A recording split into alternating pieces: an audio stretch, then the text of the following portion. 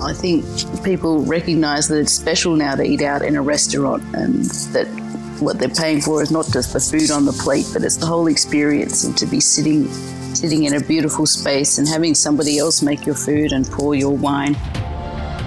This is the Deep in the Weeds podcast. I'm Anthony Huckstep.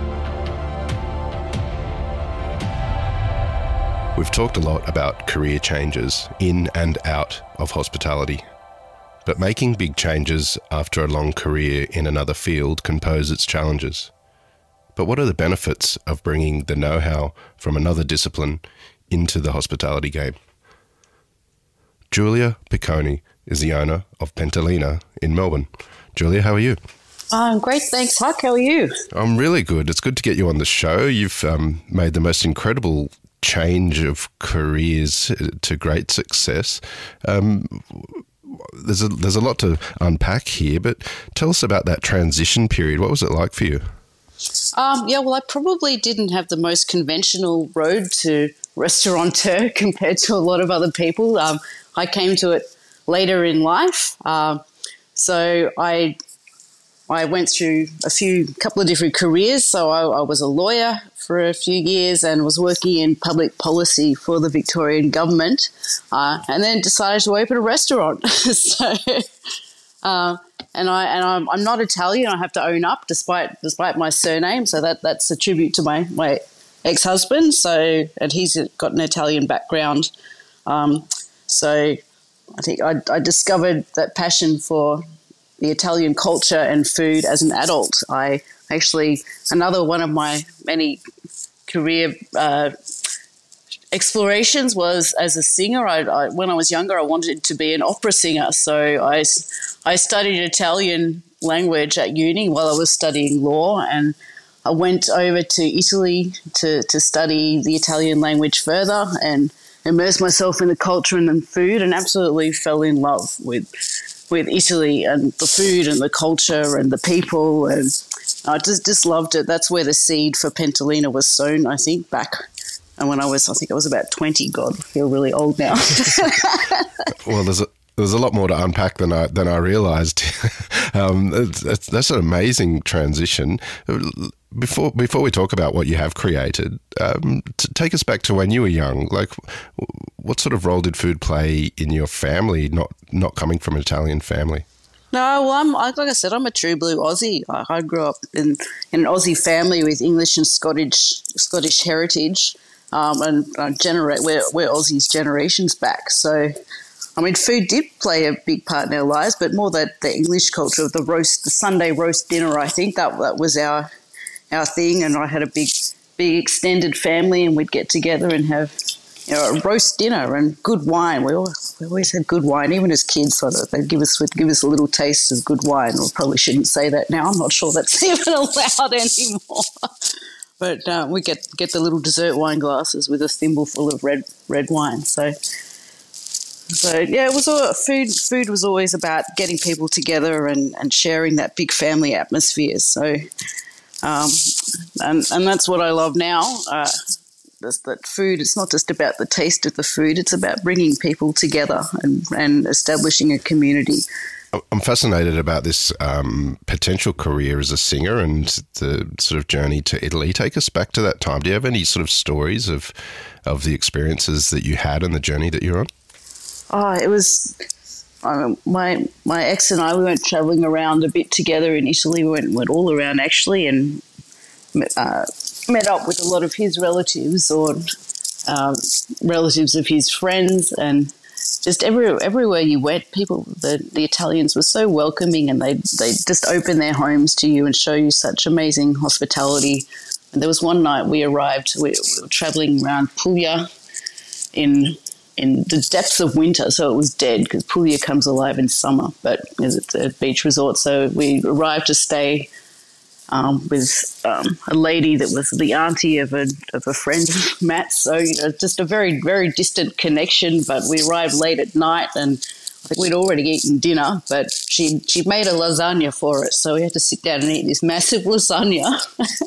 and And then she brought out the main course, the meat. We were stuffed, and she was cooking this roast meat on an open fireplace in the middle of winter. And what do you do? Like, we had to eat it. It was absolutely delicious, actually. So it was, and just the hospitality. Or there was another time we were travelling around the mountains near Maranello in the north, and we just stopped at a tiny little village and at a restaurant there, and the lady the restaurant was closed, but she said, "Oh, come in, I'll feed you." So she just brought out whatever she had. I know there was fried cheese and there was pasta, and it just the mentality of opening your home to somebody that needs food. I just loved it. So, and that's what we try and do at Pentolina. You know, whatever we've got, when we just shower people with hospitality, and it's about the spirit as well as the taste of the food. You mentioned, a lot of your career, you worked as a lawyer and also within government as well, but you studied in Italy. Take us back to your studies in Italy and the experiences that you had there, particularly with food. Well, I was in Florence studying Italian, so it's just a beautiful, beautiful town, and I was studying at an international school, so there were people from all over the world, and it was a great time. So every day I'd get up in the morning and go to school and have my cappuccino. Back then I was having milky coffee, so I'd have my cappuccino on the way to school, and then the afternoon was free to explore and eat. I think I was eating a lot of pizza and pasta at the time. That's what you do when you're young, is have a lot of carbs. So, and walking around the town and finding little cafes and restaurants in the back streets. So it was just beautiful. And I think I had some distant relatives there that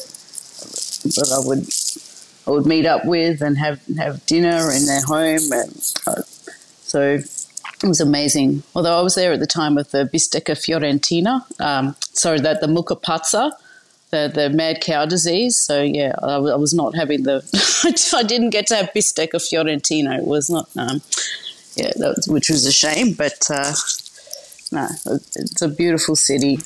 You worked with the Victorian government as a senior policy advisor. The industry is known for a lot of red tape and a lot of difficulties, like in running a business. Did you see anything from your side of things in regards to restaurants before entering the hospitality market? Yeah, I did. It was interesting because one of the last projects I did before switching to hospitality was managing a small business red tape project. So that was it, which was exploring red tape across a number of industries. And the first industry we were looking at was retail, including restaurants. So it was funny, I was exploring the process of setting up a business from a government perspective, and then I ended up doing it. So I'd seen, you have to get your liquor license and your food premises registration, and where's all the red tape, and one of the outcomes of that project was setting up the small business concierge project for councils. And then I was actually calling these small concierges, and during COVID, it was quite useful. It was really good. You could call up the council, and there was a number to press to go straight to the small business concierge to help you navigate all the different areas of government. So that was great. That was quite satisfying to see that the work I had done had led to a direct benefit to me. So that was not intentional, but no, it was good. But it was, challenging to, obviously when COVID hit, to see what the government was doing in response to COVID. And there were some good things they were doing and some not good things that they were doing. So the Melbourne Money Initiative was a fabulous piece of policy design. So 5-star congratulations to the government. I thought that was great. That had the intended effect of bringing people to the city, particularly when they limited it just to the weeknights in the second round. So that was really, really useful for restaurants. We really saw an increase in customer numbers as soon as the Melbourne Money Initiative came in on weeknights. But then the rent relief regulations, that that was a very challenging piece of policy design because the government had to balance the needs of the landlords and the tenants. And there were so many iterations of it, but the latest iteration, I'm not sure I should go into it in too much detail, but yeah, I only just still sorting that out now. Rent relief in the latest period. The rules that they brought in were just unintended consequences and not communicated properly to tenants or landlords probably. But yeah, just they were based on comparing turnover in different periods of time, and then I found that I was comparing a period of time when I was closed 2 years ago so I couldn't even demonstrate a decline in turnover because I'd got closed in January 2020 and sending everyone off on annual leave, and here was I trying to demonstrate a decline in turnover and couldn't seem. The landlord said, well, you got no decline because you were closed. So it was just a bit of a nightmare, but like a difficult situation for landlords and tenants and the government, but I feel like it could have been handled and communicated a bit better to everyone. So I'm fascinated by the fact that you've been on both sides of the equation in regards to the red tape that sort of halts or small business. You know, in the position you're in now and looking back, are there things that you wish you knew back then or you understand now that you wish you had have known back in that role? Yeah, I guess sitting in an office for the government, you don't really understand the implications of what the decisions that you make and the recommendations you make in the real world. And especially just all the record keeping requirements that government requires, like the food safety regulations, all these records you have to keep. It takes so much time, all this paperwork, and most small business owners and employees, they don't want to. They don't have the time to sit down writing records all the time. I mean, we have to, but it's just so much time when the margins in hospitality are so slim anyway. I mean, like I know obviously it's very important to have safe working environments and make safe food for people, and we do. We take that very seriously, but keeping a record, like writing things down, is not necessarily the best way to do it. So tell us about this transition period. Like, when did you first sort of start to think about having your own restaurant? So that would have been a few years ago, and look, it was something my ex-husband and I, we opened it together. So, and they say it's always a risk to go into business with your partner. So yeah, it didn't quite work out for us, but that's okay. Like he's moved back. He's moved home to Sydney now, so we're on good terms. But it's. I think I was looking for a career change, and Matt wanted to do this restaurant, and it was a good. It was a good way to use both of our skills and here we are. Here I am a few years later. So, well, tell us about finding the site and sort of putting together an Italian restaurant as you have. Yeah, to open up a restaurant in the Italian, in the Melbourne CBD, it really used all of my legal and diplomacy skills. Opening a restaurant is not just about cooking and serving customers. It's all the red tape you have to go through, and to find the site, and to get the lease signed, and to get all the designs done, and to wade through all the government regulation and all of the getting all of the mechanical set up, and because we were in Pentolina's in a residential building, so we had to negotiate a lot of things with the owners' corporation and make them happy as well. So, yeah, and getting it all set up in a very small space is a logistical challenge, and getting the grease trap in, because we couldn't put the grease trap underground because of all the heritage requirements. You can't actually dig underground in the city of Melbourne without going through an archaeological approval process. So which we ended up just putting in an above ground grease trap, which leads to a lot of mechanical problems in the restaurant, and power limitations on the electrical power to the restaurant. That was another challenge. We only had a limit, and if you want to get more power in the city of Melbourne, it takes 1 to 2 years and $150,000. So we gave up on that in the end and just had to make do with what we had. And so there's all these things you don't think about when you're opening a restaurant. But we got there in the end. Managed to get through every obstacle and get the place open, and a couple of years later, COVID hit. So there's always something. Tell us about the offering. I know fresh pasta is really integral to what you're doing, but tell us a little bit about the restaurant and what the offering is. So Pentolina is the Italian word for little saucepan, and that's how most of our food is made, on the stovetop. So the head chef, Gabriele Olivieri, is an incredible chef. He's Italian. He's been working in kitchens since he was 15, so there's nothing he does not know about fresh pasta and Italian food. He's really amazing. The food is top quality, and what sets us apart is a couple of things. Firstly, everything is made from scratch in-house, fresh. So there's no shortcuts. Gabriele's got very exacting standards, so everything that we serve is top quality.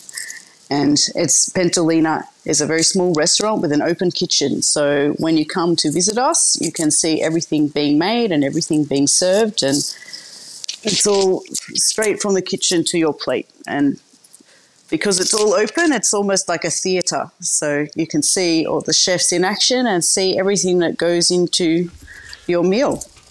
Italians are known for their incredible hospitality. What was it like for you with the transition from government job to being in the hospitality sector and dealing with guests and showing hospitality?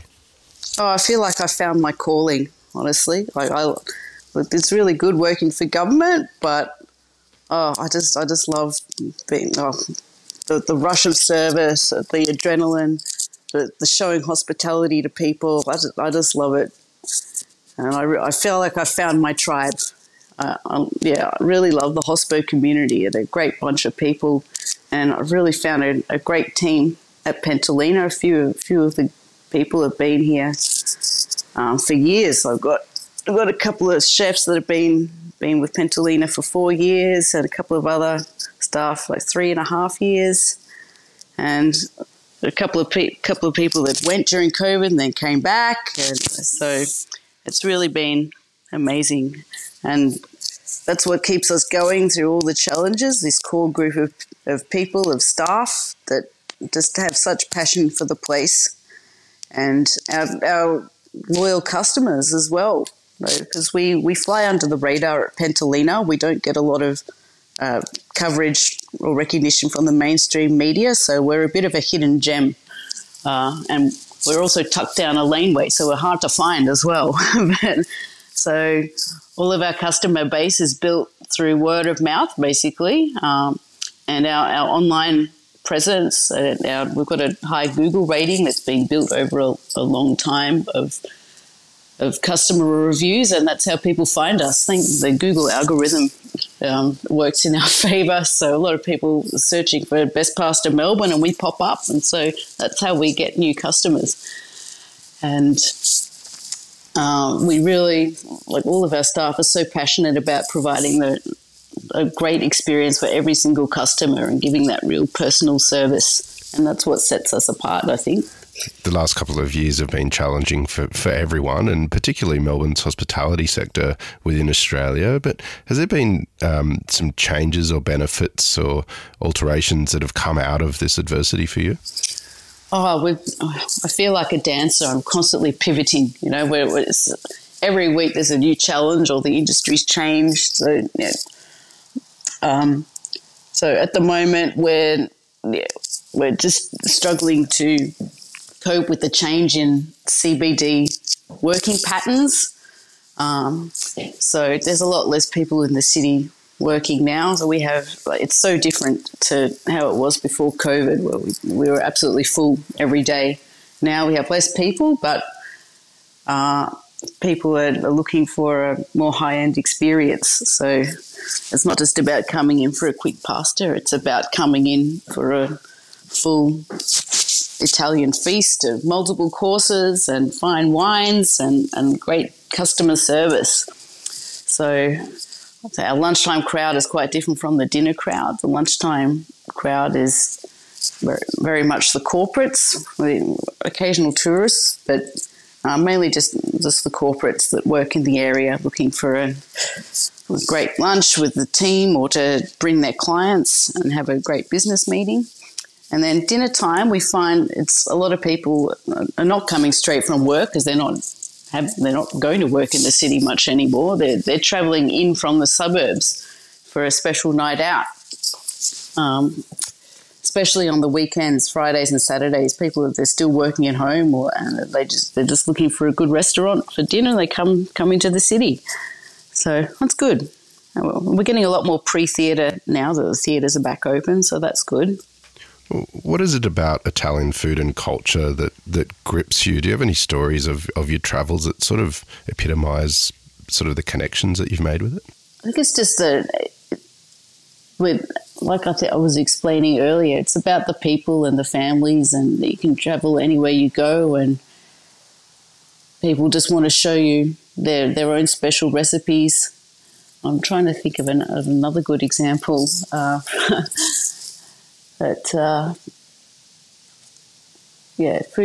is not just about the taste. It's about the spirit and the history that goes into it. Because I've travelled all over Italy. Tell us about your role now. What do you really love about what you're doing, and the restaurant and offering that to the market at the moment? I love seeing the customers enjoying themselves. I love working with the team, and God, I really love the food. It's really delicious. Absolutely love pasta and the flavors and the creativity. It's not just spaghetti bolognese. You can make. There's some amazing pasta that our chef makes. So squidding spaghetti with seafood, I absolutely love. I really love the filled pastas that are made by hand. So on the menu at the moment, we've got an agnolotti filled with a rabbit and veal arrosto ragu. So it's a roasted. He roasts up the rabbit and veal and then makes it into this amazing flavoursome ragu, and then that's wrapped in the tortelli pasta, and it's served up with this Jerusalem artichoke puree and Jerusalem artichoke chips, which have got a hint of sweetness to complement the veal and rabbit ragu. It's absolutely delicious, and it's something you would never make at home. So that's why you come to Pentolina, for something you can't make for yourself. You made a huge career change, but have been able to adapt and use the skill set that you had in another field. There's a lot of people been transitioning or thinking about changing careers in this sort of period of time. Do you have any advice for them on sort of making that transition and making it work? Well, I feel like running a restaurant is the same as what I was doing in government, but just in a different context. So when I was working for government, it was basically project management and people management. So that's what I'm doing at the restaurant. I'm managing the project of the restaurant and managing people, but the food is better, and and I drink a lot more alcohol, it's a lot more fun. Yeah, it's a completely different lifestyle. But no, I definitely used all the skills from government and law and just put them into a different context. You said this move allowed you to find your people and your place. Has it changed your life, this change? Oh, absolutely. It's a completely different lifestyle. They say that if you find a job you love and you'll never work a day in your life. So it feels like that sometimes. Not all the time. Some days it does feel like when you're dealing with things like equipment breakdown, which seems to happen all the time. I'm just having trouble with the dishwasher at the moment. It's just, so you spend half your time just dealing with tradies and trying to find a technician to come and fix your dishwasher at short notice. So that feels like hard work. That feels like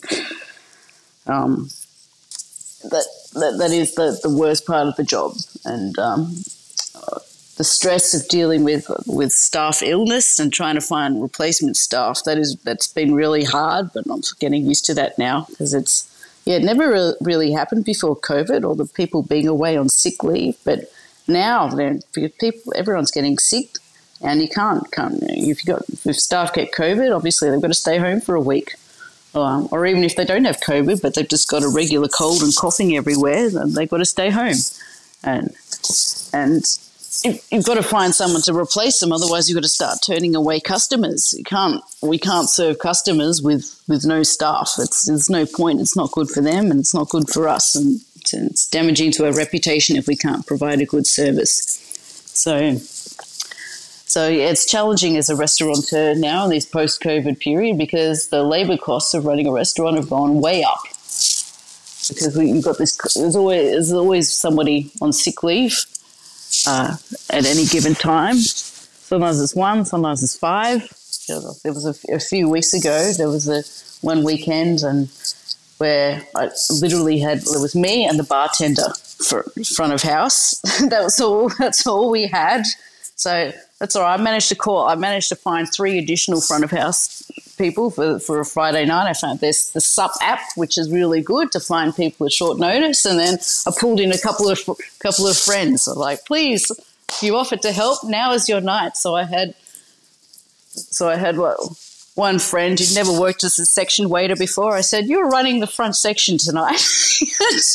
And she was amazing. She was such a great job. And I had another guy came and I said, "Right, you're running food tonight." He'd never done that before, but yeah, he had to step up, and it was amazing. Like, because people care about the restaurant, and they did their best, and we pulled through. And so I'm sure all restaurants have got stories like that. You just do the best you can.